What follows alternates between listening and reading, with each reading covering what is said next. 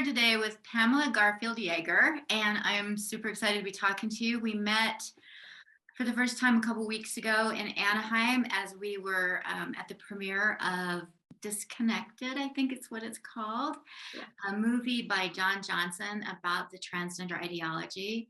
And I was just so impressed with your involvement with that film and insights that I thought would be great to interview you. So welcome. Thank you. Yes, we're both movie stars. Look at that. You know, of all the things to be in, I wish that I could be in, getting known for something other than this because it's just such a Yeah, tragic ideology. it really is. Yeah. Yeah. So tell us a little bit about yourself. This is not something that you sort of had a passion for and pursued. It's more like many of us who you sort of fell into hmm realization that something's really wrong. Yeah, I basically did fall into it. I'm not a gender specialist. I never worked at a gender clinic or anything like that, so I don't hold myself out as someone with that background. What I am is a licensed clinical social worker, a mental health expert. Basically, I was a clinical supervisor for over 10 years. I got my master's degree over 20 years ago now. And I was working mostly with teens and families in school settings and also in clinic settings. And I actually went off on disability for a while, came back in 2022, and everything was so different. Yeah, it's a And whole I new was just in ballgame. shock. Yeah. Yeah. So I was working there. I was working in a clinic. It is a health setting. It's an IOP PHP program. I was working both with adults and teens, but because I tend to gravitate towards the teens, and I was good with the teens, and honestly a lot of other people don't like working with the teens, they kept putting me in the teen unit because I was a per diem, and because I still have chronic pain, I couldn't work full time, so I was just working as a per diem to fill in shifts. And that's where I saw what we've been talking about and what I talked about a lot in that movie, which is this big shift in all of these girls, at least at this clinic. I know it's not only girls, but at this clinic I was working at, it was all girls who were identifying as non-binary, and nobody was questioning a thing. And I just thought it was wild. Yeah, it is. So, It is so bizarre to me. I recently talked to somebody who worked at an eating disorder clinic, and the girls are coming in, clearly with significant eating disorders, and they want their breasts chopped off. And the therapists there are, oh, great. Yeah, that sounds good. Let's do it. I don't get it. I It's just don't so get it. bizarre. Eating disorders, especially because we know people with eating disorders, you don't need a degree to know this, that people with eating disorders have a really complicated and unhealthy relationship with their bodies. Yes, And so exactly. we've got to address that. And what are the underlying issues here? A lot of it has to do with control. Yeah. And sometimes it has to do with trauma. I mean, each individual has their own story and their own reasons for gravitating towards this, but it's always something else. There's something to address, and to just have this hyper focus on gender. Yes, it was very shocking to me. And the more I learned about it, the more shocked I became. I'm still honestly learning and getting shocked at what's happening and what is accepted, and really how bad this stuff is. And it's How scary. completely it's infiltrated. Well, and one of the things that I just want to ask you as a therapist, because based on my experience as someone who has been in therapy, at no point, when I walked into therapy and said, I'm stupid, I'm ugly, I'm fat, I'm worthless, any of these negative thoughts that I would vocalize, did a therapist say, you're right? Yeah, right. I know. I know, So, that was my line in the movie. Like, what is affirmative therapy, right? You could get affirmative therapy from your dog. That's right. not therapy. I don't understand. Yes, and the thing that I think bothers me the most is that there is a whole generation of young people and young adults who are not getting appropriate care for those underlying issues. And I wondered if you could just sort of address what you think the impact of that will be in 5, 10, 20 years. Honestly, it's hard to wrap my head around it. If I think about it too hard, I get overwhelmed. I think this is terrible. I think the suicide narrative is really harmful. Teaching kids basically to say that they're going to kill themselves to get what they want is so unhealthy. I mean, that's basically teaching them to have a personality disorder. I just can't believe that we're teaching them this. We're teaching them attention-seeking behaviors. We're teaching them to follow these these mantras that they're learning from social media, and they're not actually thinking for themselves or reaching for themselves. So all of this external validation that they're getting instead of learning to get it from inside is really so harmful. And I mean, emotionally, but then let's just go into all the physical stuff. I'm actually somebody who has a disability. I'm much more functional now. I'm okay, but I still went through a real bout of terrible pain for several years. So I know what it's like to have to live where you can't do daily things. Brushing my teeth was hard, tying my shoes was hard. And to learn that these kids are, in the name of affirmative therapy, many of them are going to land in some disability and not be able to go to the bathroom properly, or have osteoporosis and not be able to go for walks and have chronic fatigue and all of these things.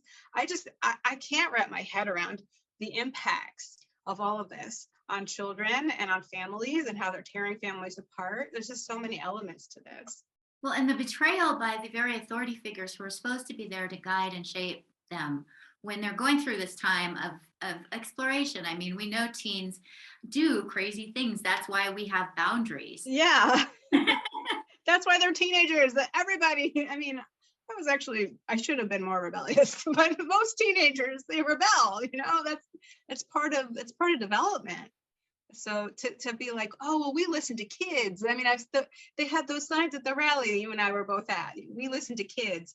Well, yeah, we all listen to kids, but we also know kids are kids and they don't always know best. And we're the adults, we're the grown-ups. We're supposed to help guide them. I don't understand this mentality. Yeah, I just heard from the Children's Hospital of Pennsylvania. It was a seminar that was given, and it was talking about this woman who is a healthcare professional at the Children's Hospital of Pennsylvania, suggested that teachers, when they're giving standardized tests, which have to use the legal name of the child, should allow the child who identifies as transgender to use their chosen name and gender on that test, and then hand it to the teacher, and the teacher would erase it and fill it in the accurate information, because oh my gosh, it's traumatizing for the child to have to use their actual name and sex designation.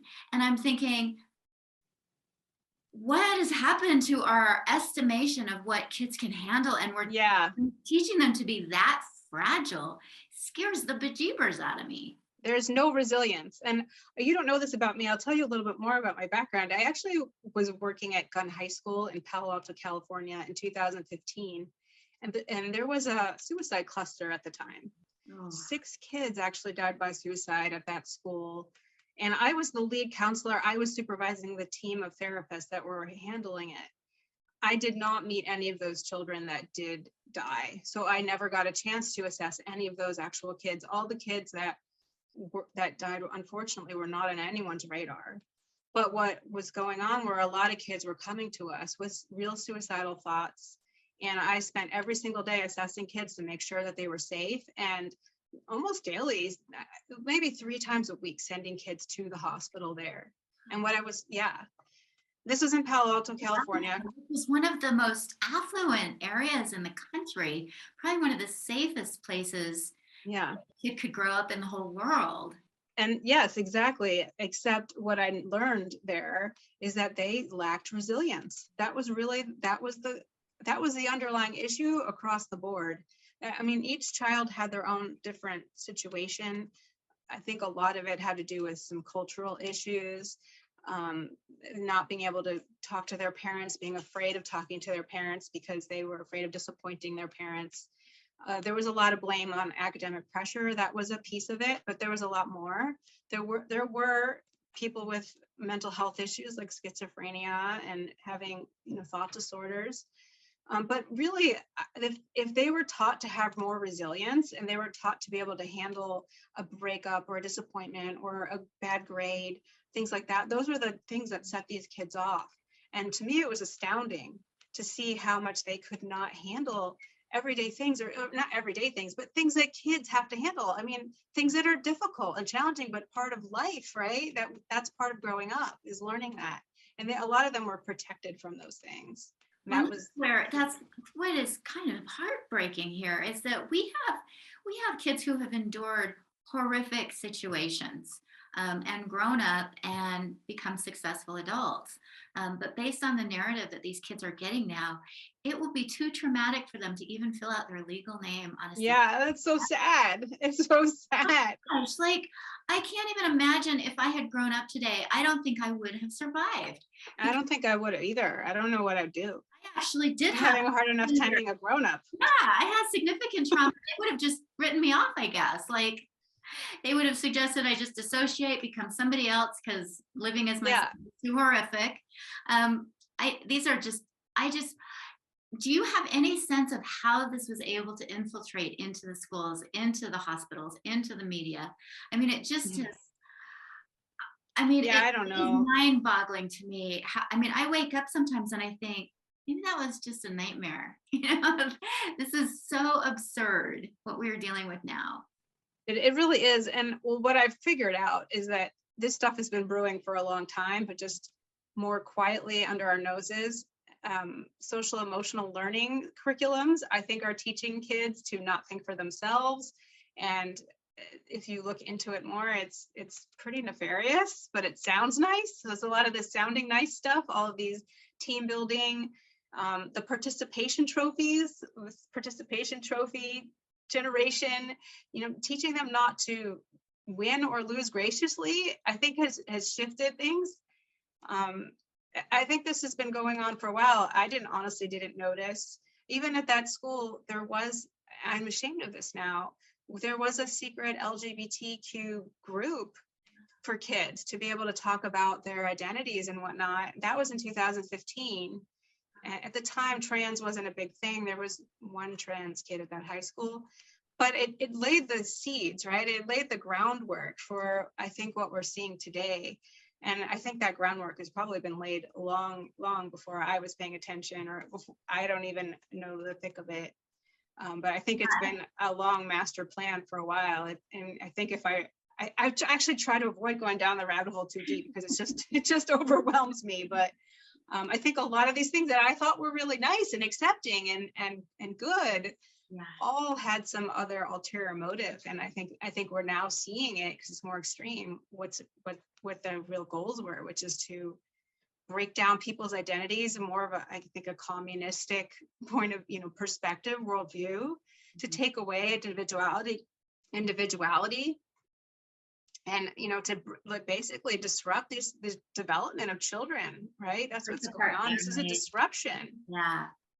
In the name of tolerance, it's clearly not what's actually happening. So yeah, it's interesting because I'm not sure if I've got the name right, but I think it was Alfie Cohen, who was a social scientist, who was like jumping up and down and waving his arms and saying, this whole like, you're wonderful, you're great, no matter what, all you have to do is try. He was like, stop it. And people just dismissed him as being kind of mean. And, that there was this whole push of like, we have to give, validate every kid's attempt. Right. Let's figure that out really quickly. If kids know you're just placating them with praise, and that they did a crummy job, it takes away from the person who did a really good job. But exactly. It also takes away from it just takes away that sort of intrinsic motivation, I think.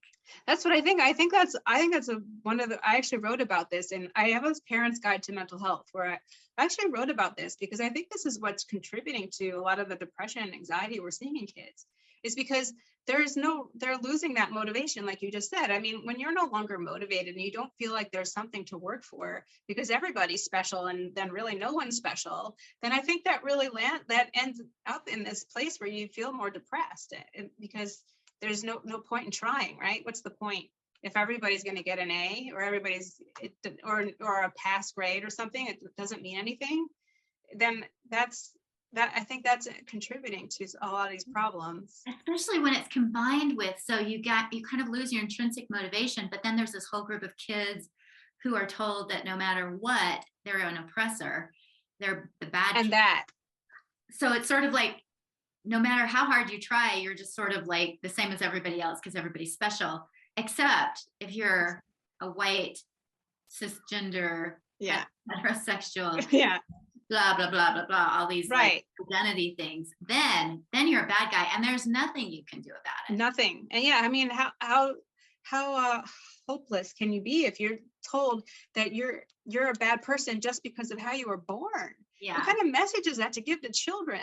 It's terrible. Really, it's so bizarre. And sometimes I like think this can't be right. And then I just have to like, turn on the news. I'm like, yep, Yeah, it's right it there. really is. Yeah. I know, and it divides them, and then they're not able to connect with each other. I mean, how do people overcome depression and anxiety? Oftentimes it's by forming meaningful bonds with each other, right?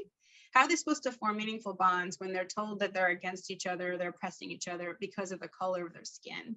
Really, the only way to do it is to identify as a marginalized and oppressed identity. And that's it. And I think that's really contributed to this boom. I think the combination of extra screen time and this push of critical race theory, I think those things have really worked hand in hand.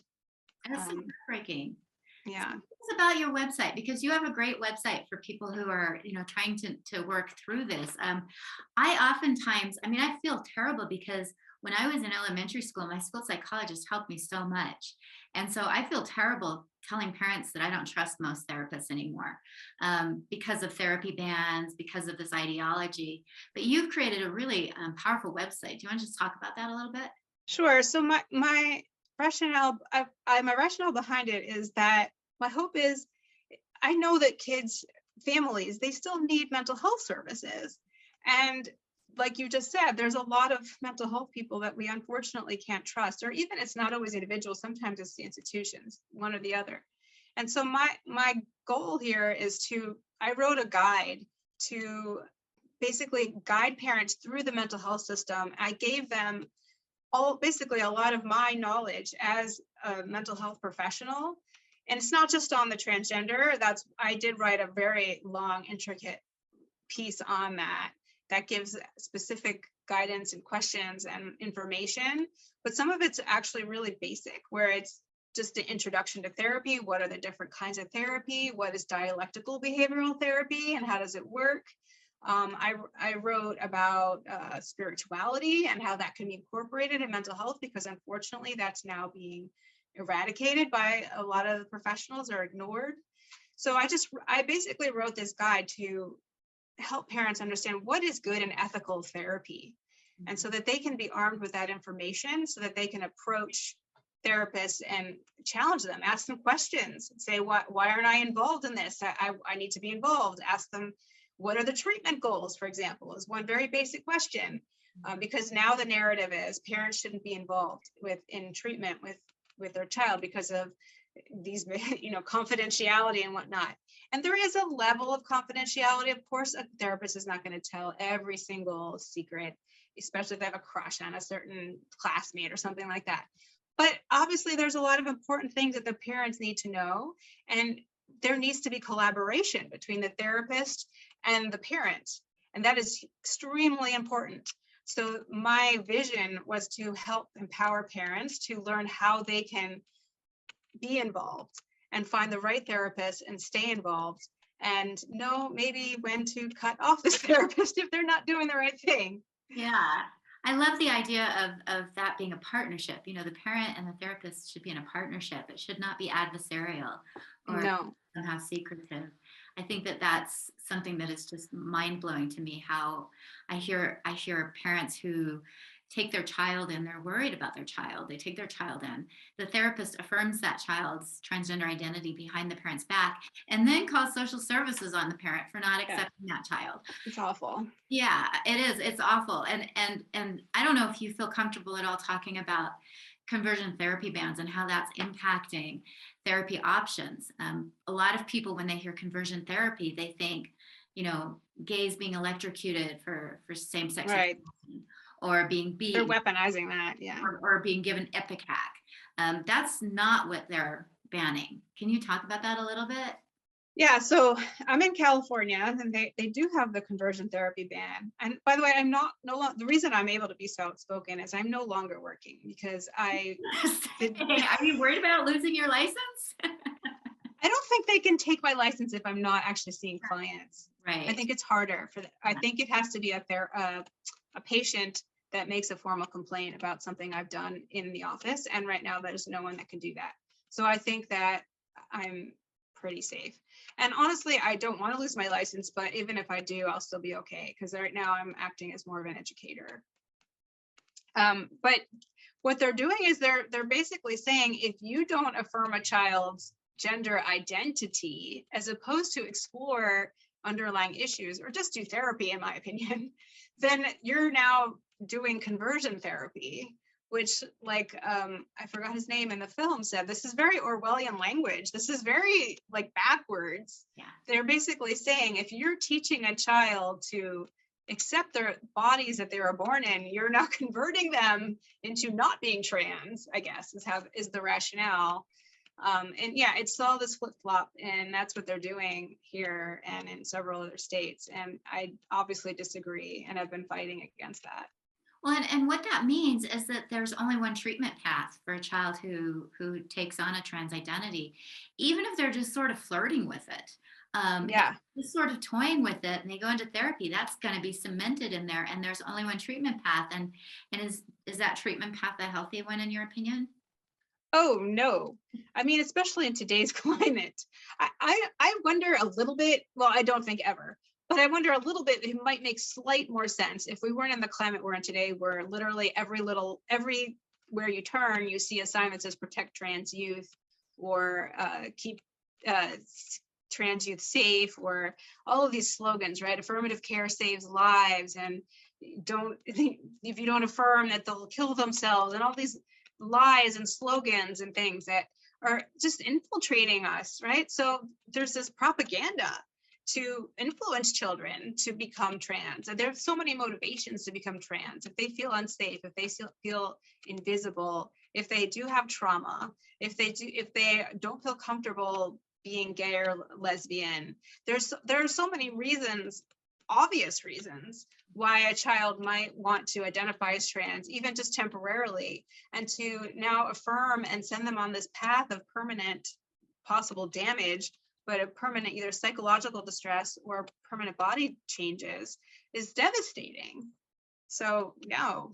Yeah, it's and you mentioned something in there. The safety is a big one, and that was, again, I keep hearing that whenever trans activists talk, they talk so much about how kids need to feel safe in the classroom, how these kids feel unsafe if they're not affirmed, if their chosen name or pronouns aren't used, they feel unsafe. It's a lie. And I'm trying to understand, because a lot of what they're doing feels to me like they're minimizing actual trauma. Oh yeah, that's a big thing. I can't stand it. Yeah. So how does that work? If, like, does it basically condition children to be more and more sensitive? And how does that work? Like, if a child is taught to be hypersensitive, what happens when they actually do experience true trauma? Yeah, they melt down, and then they become really suicidal, and they say, see, you didn't affirm them, so that's why they're suicidal, but obviously it's all backwards. It makes me nuts. I mean, that's why we're seeing such a terrible, I think, epidemic of mental health issues. Obviously, these kids are getting worse and worse. The stuff is not helping. Yeah, it's terrible. We're really destroying the resilience of children by all these messages. And it bothers me as a therapist, because I have been a therapist my whole life, and I've used these terms and thought they were good. And I don't think they're all bad still, but they're being bastardized. Like the word trauma, the word trigger, the word safe space, the word self-care. Those were important things, but they're not to be used willy-nilly all the time. And they're not to be used with people who aren't experiencing real distress. Like, yeah, a feeling is not like a trigger. Microaggressions now are traumatizing and triggering, and I'm like, what happens when a child actually experiences something truly traumatic, and what about those kids who are in situations that are unsafe, and how do they parse that out when a school in Palo Alto, California, which is one of the nicest places in the world to live, could be considered unsafe if teachers don't affirm a child? How does that, I mean, it just seems to minimize the experiences of children who really are at risk. It's terrible. And I mean, now we'll get into conspiracy theories, but I think this was the plan. I think they're really trying to destroy the stability of these children and destroy their ability to live their lives in this resilient way. So I think it's a master plan. I think the people doing it, a lot of them are naive, like teachers and other counselors. I don't think they realize what they're doing. I think they're either following the crowd or they think they're being nice in some way. But I think the people that are running the show, that are putting out this propaganda and pushing these ideologies, I think that they know exactly what they're doing. I think they know that they're destroying our society, and it's scary. Yeah. That's what I think. So that's why I feel like I'm pushing Talk back. a little bit about the suicide as a social contagion, because Mhm. the way in which suicide is being normalized to me feels like it could be very dangerous. Yeah. Well, there's two things. There's saying you're going to be suicidal and not really being suicidal is, I think, being normalized. When they're not really suicidal, they just learn to say it. That's like this young woman who I heard, and she said she was suicidal. She took 2 Tylenols, and because she was so suicidal because people weren't accepting her as non-binary. And I'm like, Yeah. She learned that. she learned that. I think she learned that. Yeah. I mean, there are people that do that. There are mental health disorders, or however you want to frame it, that where people do tend to do that, but the treatment has always been to teach them more healthy ways to ask for help, more healthy ways to feel more whole inside. And that takes a lot of work and a lot of practice and skill building. But now we're actually teaching kids the opposite. We're teaching them not to use any of their coping skills, not to learn how to talk to themselves and say, I'll be okay, or something very basic like that. Obviously, it can be more deep depending on the situation. But now we're just teaching them, say you're suicidal and you'll get what you want. You'll get out of that test. You'll get out of that stressful situation. You'll get out of having to go to school or going to even go to a social situation that they feel uncomfortable with. So then that actually increases their social anxiety and ability to function. So this is just, I think it's just awful. Is there any situation in which it's appropriate for children to get the message that suicide is an appropriate response? Suicide is an appropriate response, and I don't think so. No, I think it's like, yeah. I think it's okay to feel suicidal for real, and not be shamed for that, because people go through real distress and they feel really hopeless and they feel like they've reached a dead end or they're inside a dark tunnel, and they have those feelings. And I think I don't want to minimize that, because I've obviously worked with a lot of people who've had those feelings. I've worked with severely mentally ill people. I've sent a lot of people to the hospital to make sure that they're safe. And I never want to make them feel bad about that. But at the same time, now we're kind of jumping the gun and just saying everybody's here suicidal, and that's just insane. And as a therapist, I doubt you've ever said to a client, if A, B, and C doesn't happen, it would be normal for you to be suicidal. They're giving that, they're feeding that idea. Daisy in the film said that. She said, well, that taught her that no one believed in her. Yeah. That she started to really truly internalize that message. She wasn't even, it sounds like, wasn't even trying to be attention seeking, but she actually just internalized that message. And I think a lot of kids are internalizing this message. If I don't feel right, if I don't feel good about myself, then if I'm feeling unstable in some way, then I'm suicidal and I should go and do something, or I don't believe in myself, right? I don't think I can handle it. They're teaching kids you can't handle it, right? That's basically it. It's unfortunate because puberty is that phase of life that is so difficult. It is. It's inherently difficult. I don't know anybody who went through puberty and it was, right, all roses and unicorns. And so they're telling kids at the very time in their life that it's sort of most turbulent and emotionally difficult, that they can't handle difficult feelings. Yeah, and that's why I think they're being taken advantage of. I think they're being targeted. I think they're the vulnerable that are being taken advantage of by these people who are putting this ideology into the schools and into the internet and into everywhere we're seeing, into Hollywood, into the politics. So that, I think this is all about taking advantage of kids who are the most vulnerable, the most impressionable, the most lost, and don't have a sense of belonging. Every teenager is trying to figure out where they belong. And now we have this big movement that tells them that they're wonderful and that if they join this, that they're safe no matter what. And it's all a superficial lie. And unfortunately, the detransitioners come out and tell us that that's what they discovered, but you have to kind of go through it to feel that. And unfortunately, a lot of them are going to have permanent damage before they learn that. And that's what we're trying to prevent. I almost feel like society has a borderline personality disorder right now. Yes, that's what I've been saying. Like, I think like society needs some dialectical behavioral therapy. And what would that look like? I mean, if you were to sort of, I mean, do you have a vision for how we could heal from this? Because it's sort of taken over so much. I do feel like we need a societal shift. And do you have any sense of what that might look like? Well, one of the concepts in dialectical behavioral therapy, which is the main treatment for people with borderline personality disorder, but it's been used actually for other issues, is the wise mind. Are you familiar with it? Do you know about the wise mind? Is it when the narrative you tell yourself? No, that's something else. So okay. The word dialectical means basically holding two opposing ideas simultaneously. And Which so some cognitive dissonance. Yeah, so basically you're holding two things that are kind of opposite at once. So basically seeing the shades of gray in life, seeing the shades of gray in things, and not always being one or the other, right? Like to understand that you can both be very angry at somebody and love them at the same time. You can both accept yourself, but also recognize that you need to do some personal change and work towards something to get better at something. Because if you just accept yourself, kind of what these activists are doing, like love bombing them and saying you're wonderful just the way you are, then you're going to be stunted. You want to be challenged. But if you're always challenging someone and saying you are really hard, then you're usually in that critical side comes out, and then you're too critical, and then you also get stunted that way. So the dialectical is usually for people who kind of get stuck, to recognize that there's always a shade of gray in things. So the wise mind is a term that's a jargon in dialectical behavioral therapy, which combines what she meaning the woman who wrote this, Marsha Linehan, she would call emotional mind and a rational mind.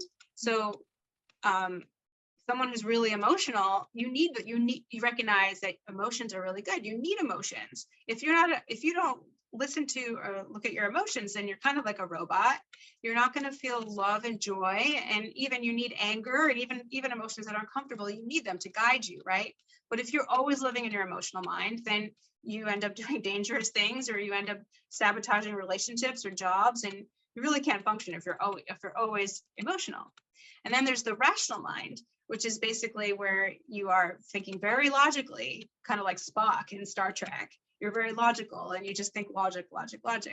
And what Marsha Linehan, the lady who wrote Dialectical Behavioral Therapy, she said, you need to live in your wise mind. Mm-hmm. So that means you integrate both your emotions I had on the side, emotions and your rational side, and combine them. And I think that's what society is missing. And if you think just the stereotype of a conservative who's usually very logical and emotional, and the stereotype of someone who's more on the left who's really very emotional and irrational, either one usually isn't the best way. Really what you want to do is integrate the two so you can live a more fulfilling life. So that's one of the cruxes of dialectical behavioral therapy. And I think if society can live with that ideology, that mentality, I think that would help a lot. Yeah, and that's a really interesting analogy, the idea that we've got sort of the two sides of the brain as the right and the left fighting. Yeah. We don't have a lot in the middle, right? Yeah. There's very little moderation, and there's very little shades of gray, as you mentioned. There's very little, it's people seem to be so entrenched on either side. How do you bring that together when you're working with a patient? How do you allow them to integrate? Well, I mean, when you talk, we basically teach that concept, and then we have them practice it. We have them think looking at both sides and ways you can integrate the two. So I don't know, let me think of an example. Like if someone's really mad at their mother, right? Like, oh, I hate her, she's awful.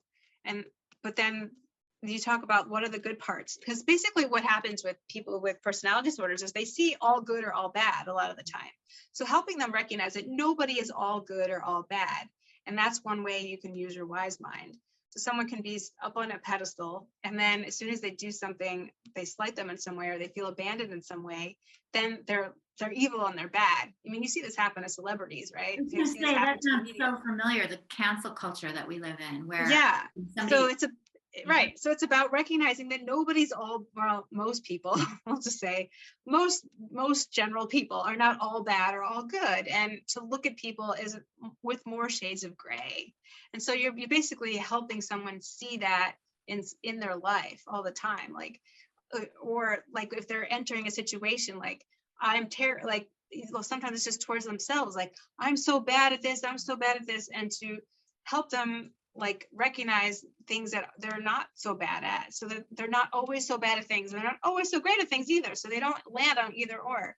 Because a lot of times people end up in these extremes, and you see this happen with, you know, the activists or people who you might call like more narcissistic, where they really raise themselves up, or they really push themselves down, and that's not healthy.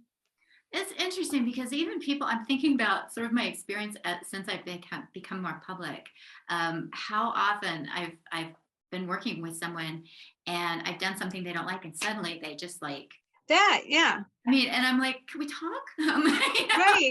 Nobody's perfect. Like, or the whole, I've noticed this is purity test thing, and this happens on all ends of the aisle. Like if you associate with someone from another, that someone else disagrees with, all of a sudden, no, I can't talk to this person, or these purity tests that people have.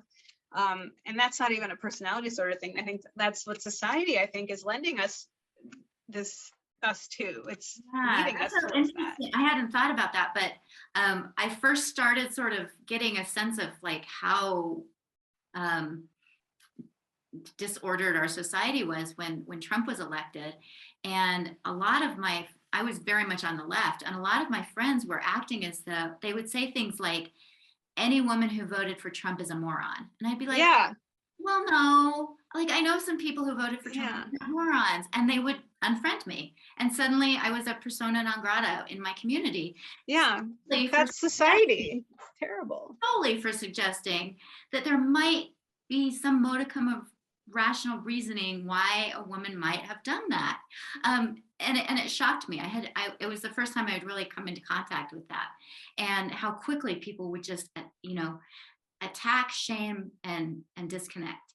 Yeah. It seems to And our kids are really being taught that now, and it's scary because it's really unhealthy. It's a really unhealthy way to live. You're not going to be happy. Is there I don't know, I'm like trying to imagine a way in which, like a magic wand. society, how could we change this? Like, what kind of skills do we need to turn this around? Yeah, I mean, obviously the DBT has a lot of concrete skills in there. They go through, there's 4 modules where they go through basically mindfulness, to be present in the moment. There's an interpersonal effectiveness, which is basically skills on how to talk to people. There's emotion regulation, on how to regulate your emotions so that they don't go all over the place. And then there's what's called distress tolerance, and that's basically how to deal with a situation when you're in crisis and not make it even worse. So you're already feeling like you want to do something destructive. What do you do just to calm yourself down so you don't make it worse and blow up worse? So those are the skills, and there's all these different things. And I do think that society could benefit from it. Yeah, that's not what social emotional learning is. It's almost like social emotional learning is doing the exact opposite of that. Exactly.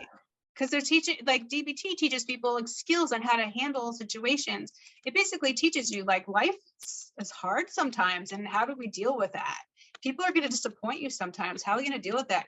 You're going to disappoint yourself. How are you going to deal with that? You're going to fail and screw up sometimes. How are you going to deal with that? And it's a lot, there's these myths of interpersonal effectiveness that, basically teaching kids or people that, not everybody is going to be great all the time, and not everyone's going to be bad all the time. And that you're going to have to look at people in these shades of gray. And that's a lot of what it teaches. And society now is teaching the opposite. Yeah, it's like one strike, you're out. That's it. Yeah. And I know. I'm thinking even about the lessons in which, when I was a kid and we would, talk about history, or, famous people, there would always be this sense of like, this person did great things and not so great things. they were a human being. Exactly. Now it seems like the kids are being taught like, this is bad, this is bad, this is bad, and you are bad because you're right. Let's tear down the statues. yeah, and because you are a product of this culture. I mean, it's very sad to see. So trans is almost like just the tip of the iceberg. That's what I think. I mean, I really think there's like a bigger picture here. I think the trans thing is a lot about like just opting out of being yourself, and because they've been taught not to like themselves. They've taught not to feel comfortable in their own skin, and I think that comes from so many angles, and there's so many reasons for each individual. People with eating disorders, people with autism, people who are homosexual and don't feel comfortable. There's so many different situations, and just people people.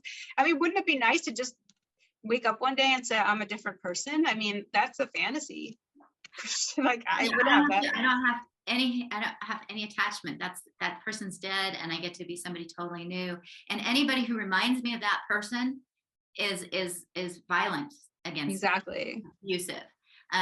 So you can just recreate yourself, and that's one of the most concerning things that I've seen is among transgender activist communities that I've sort of infiltrated, is that this increasing development of multiple personalities. And it's like, well, they develop the transgender identity and then they still have some problems, so they develop another identity to deal with another situation, and then they deal with, and these people are increasingly advocating for multiple driver's licenses and multiple birth certificates. Really? I didn't even know that. Oh yeah, you're missing out. You know that. I mean, I know there's this whole like new wave of kids doing this, pretending they have dissociative identity disorder. Hey, which is that's a different thing, right?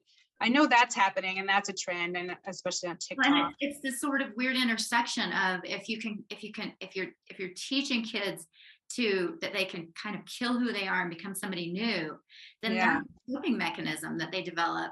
So anytime they don't like who they, the situation that they're in, they can just kind of keep creating new personas. Yeah, it's terrible. I mean, it's just like running away from things, and obviously it all catches up to them.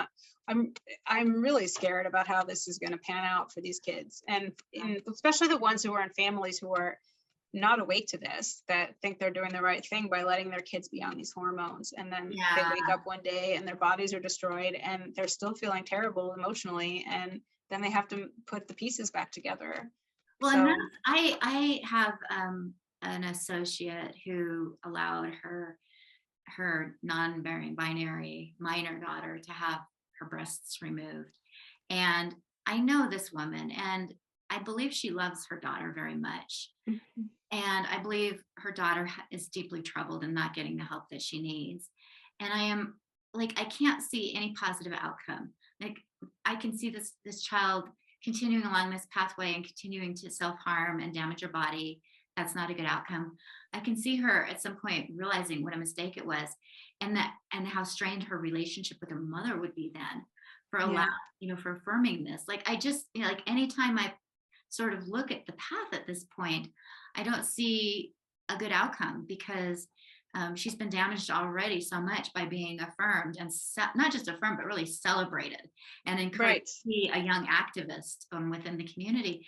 It really breaks my heart. This is a child who had huge potential, and at some point I just see her crashing and burning, and I pray she will make it through, but there's going to be a lot of damage along the way. Definitely. I mean, I don't know how these kids are going to come back from that. Yeah. I mean, I know you just saw the whole NHS. Why don't you explain that for people who don't know? Yeah, so in England, they just did a whole switcheroo and decided that affirming kids is actually not such a great idea. Even just using pronouns is damaging, they say. Social transition is an intervention, and it's harmful. And it's harmful. That's the part that I think people don't realize. I think the people, even who are awake to this, are very much focusing on the surgeries and the hormones. And obviously that stuff is terrible. And that's part of the problem, because the social transition most often leads to that. But even if you don't even get to that, it's still really damaging to the psyche of a child to have to take on this identity and then maybe secretly not actually want to anymore, because people are like, well, it's just a pronoun, or it's just a name, or it's just clothing. They can just change their mind. I mean, imagine a teenager. I mean, it was hard enough for me to change from being, I don't know, in the band to a track athlete as my identity when I was in high school. I can't imagine changing gender or sex identity as a teenager or a young person. And a young person, like they're these prepubescent children where they're affirming them, and then they grow up and then they realize, well, no, but then they're locked in. And the whole world is so many treating them this way. transitioners who have said, and I believe even Daisy said this from the movie that we were in, who talked about this, you know, at some point she realized it was a mistake, but she felt so entrenched. Yeah. She had been so insistent that she had to be affirmed in this identity that it was this horror. And I think Sydney Wright talked about it as well, another detransitioner. You know, this sense of like embarrassment, shame, you know, how do I undo all that I've done after I've been so militant about my demands?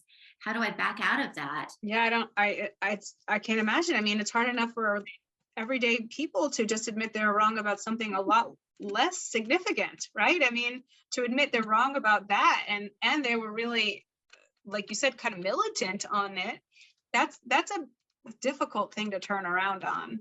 So, I mean, I really give it to those detransitioners who admitted they were wrong and came out and talked about it, because that takes a lot of bravery, even if they're not even doing it publicly online or whatever. I mean, just even in their regular day-to-day lives with their families and friends, or if they're working with people they work with, or school, just people in their life. I mean, it's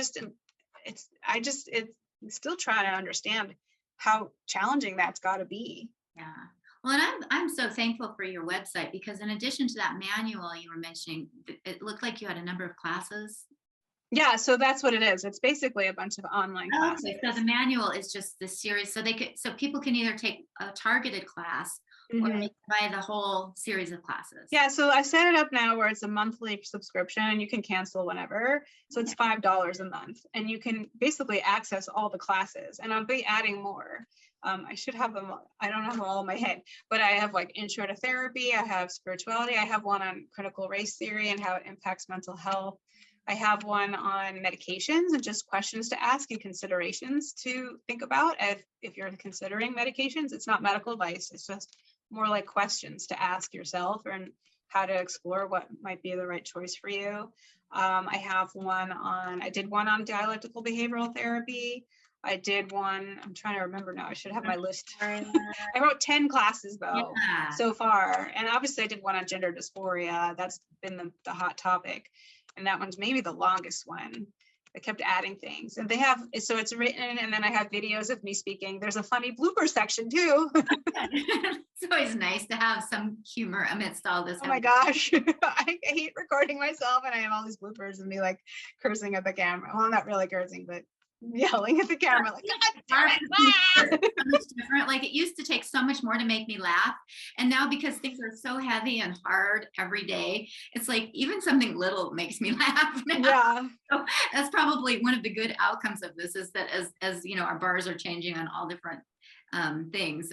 Hopefully people are gonna get a better sense of humor and realize that we have to, you know, laugh about some of this, or else we're gonna. I know. Easy. Definitely. I try. It's not easy. I get, it's like I vacillate between being able to handle it to getting really feeling bogged down by it. Yeah. It's tough. Like, I'm the position that I'm in now, I put myself in, I'll say, is I start to, and this isn't healthy, this is on me, as I start to feel this hyper responsibility, even though I really can't always do much, right? I see a new detransitioner come out on Twitter with a video with this heart-wrenching story, and I just feel like I want to reach through the screen and like save them or something, and that's obviously not a healthy response. Like, I can't. They have to deal with it themselves. I don't even know them. So it's like I have to keep that in check. I don't know if you're like me, but I feel this, you know, hypervigilance to fight this. I feel like, you know, I got to do everything I can to stop this, because I can't live with myself if I don't. And that might be a neuroses at this point. Because we're all becoming neurotic because of the way. That's it. You get kind of obsessed, and so I have to scale back and say, okay, I need to be emotionally healthy to be able to help others and help the world, right? And be stable. Because if I get hyper focused on all of this pain, that's not going to help anybody, right? So, and I mean, that's something, honestly, as a therapist, I've always had to work through. Yeah. Well, in I'm my going to link career. to your website. Is there anything else that you wanted to touch on? I don't know. I guess, do you want to talk about the rally real quick? I mean, Talk about the rally. That was the rally was so I cried a lot during the rally. I cried because there were all these great people coming together, but I also cried because I was looking at the transgender activists, and many of them struck me as so profoundly damaged. They're lost, right? Lost, and it just made me so sad that rather than getting help, they're just being celebrated and told it's us that's the problem. Yeah. I wonder how many were even paid to be there, actually. I think a few might have been. Really interesting. I just wonder that. Yeah. But yeah, I was really emotional. You saw, I was sitting right next to you. I literally cried on stage. I was trying so hard not to cry. And I think it was just so emotional because of the whole day that we had, right? I mean, I was physically tired, but also just being around all these people. We all have these strong emotions about this topic. We know what's at stake here, the whole generation of children. And it was really emotional, but it was also emotional in the way that it was nice to have people come together. So. Yeah. And it was really good. I think that the thing that bothered me the most about it was that there was a group of and I say they identified as Christians because I don't think they were acting as any. Oh yeah, that guy. Yeah, it was one dude. They were going around and being the typical, you're going to hell, and I wondered if this was somebody who was part of Antifa, who was from the opposition, who was coming in there to sort of to really undermine our efforts. That was I thought about that. Yeah, and we'll never know. We'll never know, but I thought about that. I know he was standing right across from the Rainbow Club, I guess we'll say, and telling them that they're all going to go to hell. So all that did was actually embolden them more to think that everybody's against them. Yeah. When we weren't against them. We cared about them. Right. And we would have wanted to talk to them. Some of the people from our group did talk to them. I think some of them had. The Gays Against Groomers actually said they had some successful conversations with a few of them. Right. I don't know. I wasn't there because I try to keep my distance, so I didn't see it firsthand. But yeah, that one guy, he's driving me nuts. Yeah, and it made me so sad because I thought that one person really undermined how our efforts looked, both in the minds of the transgender activists that were there, but also the media and just the public perception. When you have somebody there yelling, and it also really it makes me sad because I think it really portrays Christians in a bad light. That's I've never run into a Christian who behaves like that. I know, it's like, oh, no wonder people hate religion. I mean, because exactly. Look at that dude, like he was awful. He was so awful. Yeah. So what other impressions did you have? I don't know. It was just, for me, it was just about standing next to Daisy and talking to her. We were having a conversation.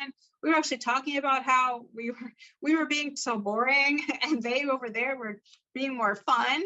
And she was saying, well, that's how she got sucked. That was one of the reasons she got sucked into it all, right? Maybe we need to learn to be more fun somehow. I don't know. An interesting observation, because the director of Equality Utah made a comment about how all of us who were opposed to the medically transiting kids were old and sad and gray, and were so much fun. And I don't know what we do with that. I think we need music and dancing and flags. Not flags. Well, maybe just, I don't know. We need to be, rather than maybe being, very stoic holding a sign, you're right, maybe we need to be, more joyful. We love you. Just more joyful. I think music. I think if we put together a good music mix and had people dance, it was really the music and the dancing that was the contrast. Yeah, it really does. And it is hard because in some ways we are mourning for these children. We're feeling the pain, and they're not feeling that pain because they don't realize what they're doing. They're naive. They're going to feel that pain. Yeah. They feel a different pain, I think, but they don't feel the pain of the moment. Right. And that goes back to what they're being taught, that the whole point in life is to be happy. And so live for the moment. And that's not a message that I got as a child ever. No. And Yeah. to me, it's a very dangerous message, because if the whole goal in life is to be happy in the moment, our long-term prognosis is not good. No. Yeah. I mean, that is one of the very dangerous messages, and you can see what's happening. They're crashing. Yeah. One by one, or however many. It's a shame. So yeah, but it was really nice to meet you in person. Like, it's so great that we could do this, but I have met you in person and I got to sit next to you and everything. Yeah, it's so nice to realize there are actual people out there. I mean, it's one thing talking via a screen, but to actually be next to real people, and who have similar concerns. It really, it helped me a lot just to have, I mean, at one point I was just like, I'm not the only TERF here. Right. I'm not really a TERF, but I get called. I'm not even a TERF. I don't even identify with that, but they can call me that. I don't care. Yeah. So do you have any future plans, or are you just going to keep working on developing more components for your? So I'm focusing on developing that. I just started a Substack, so I'll be writing on that. Okay. I think that's Pam, the Truthful Therapist Substack. Send me a link. I'll post it below. I'll send you all the links. Yeah, my website is the truthfultherapist.org. And then my other hope or goal is to, and I think there's a lot of things happening on the periphery, but to join more with other like-minded therapists and figure out how we can have more of a community that way. I have so many therapists reach out to me, especially those who are still in training or young in the field, looking for mentorship. So I might do something like that, some kind of support group or mentorship type of program. I was a clinical supervisor for many years for up and coming therapists. So I think that's the other group, because they're really suffering. They want to do good in the world, but they know that this woke stuff is not healthy and it's completely infiltrated our profession. So that is an awesome idea, because I recently interviewed a woman who's she's in her last year as a therapist, and she's like, what's going on? And then there was just recently a woman who posted, she was going through clinical counseling program, I think, at Antioch, and she was just like, this is garbage. This is indoctrination. And so it's really bad. There are people who, if you could somehow mentor them and form a coalition, that would be incredibly powerful. There's a few other therapists out there doing that, and I've already connected with them. And I think more of that, and maybe provide services for them. Also provide a database for people who can testify, because one of the things that's so frustrating is that I go to legislative hearings on these things, and oftentimes it's really hard to find a therapist who will stand up. They're afraid. And I've talked to therapists, and they say, I 100% agree with you, but I'll lose my job if I say anything. I know. We need to empower people, first of all, to realize, like, if you won't stand up for children, what will you stand up for? If you won't stand up for this, for what's happening now, what is your line? Because it's pretty close to as awful as it can be. So it really is. We need to somehow, get these therapists to the point where they're willing to make sacrifices, but also just to have that. I think once they start meeting other therapists, I think that helps. Once you have sort of, when you're not alone, when you don't feel alone, exactly, you'll feel more comfortable doing it. And the more people that stand up, the easier it will be, and the harder it will be to cancel all those people. So if there are therapists out there watching this, how's the best way for them to connect with you? Well, my website has a contact page, and so that's the truthfultherapist.org. And then I'm most active social media wise on Instagram, which is the .truthfultherapist. Okay. The one without the dot was taken. I'm on Twitter as Red-Pilled LCSW. So those are probably the main places to find me. And probably my website, because you can just email me especially if you're not a social media person. And probably best not to be on social media. It's not great.